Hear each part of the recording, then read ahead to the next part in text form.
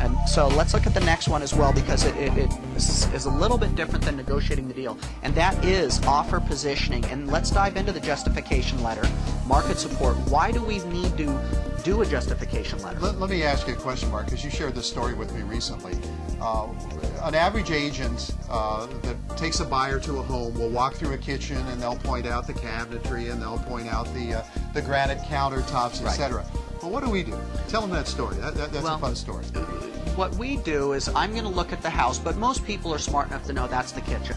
And we'll point out the obvious. Hey, look, you've got granite, you've got stainless, or whatever it is that we're noticing that has value. But who owns the home? Exactly. The seller owns the home. And what we're looking for, and in a competitive environment, this becomes critical.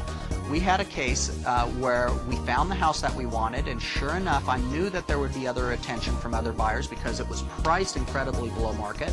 So when we were walking through, the sellers or the buyers were walking through the property, what I was looking for was, I wanted to find out what were the seller's interests. And I found out they happened, in this case, happened to be military.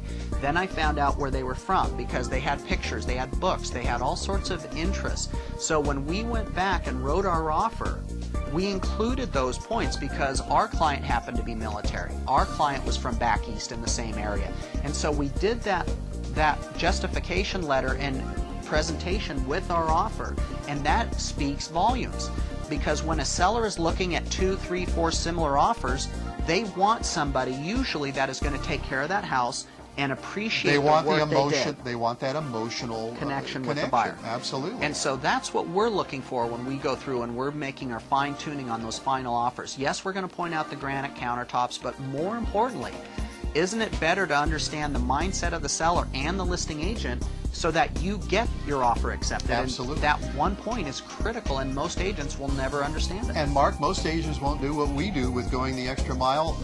And you and I've done it a lot of times. We want to know what the experience of that listing agent. Absolutely. We'll go back into the history and find out exactly what have they sold the most of. If they're representing a short sale right now, is it the first time they've ever had a short sale? That's correct. How many have they done in the last 5 to 10 years, etc. So, and that's a great point, Scott, because most people don't realize it, but people are habitual and they will show patterns.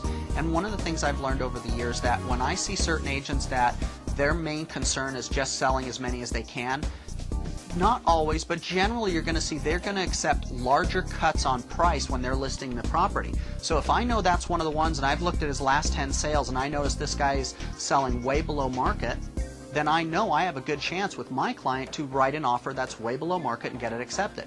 If I look at somebody that always holds firm, well, I'm going to know that before we make that offer. How to position ourselves and negotiate with that. It's really important. It is. And most agents don't even go there. If you haven't spent the money on negotiating, you don't understand the process, it's critical that you understand who you're sitting across the table from. And we see this all the time, and the seller has a right to accept or reject any offer for any reason. And if you don't understand, and you can put things in there that will offend them, you know, whether it's religious or certain key phrases, for example, where the seller will not accept your offer no matter what. And we see that all the time. As a listing agent, I see that when people write offers to me.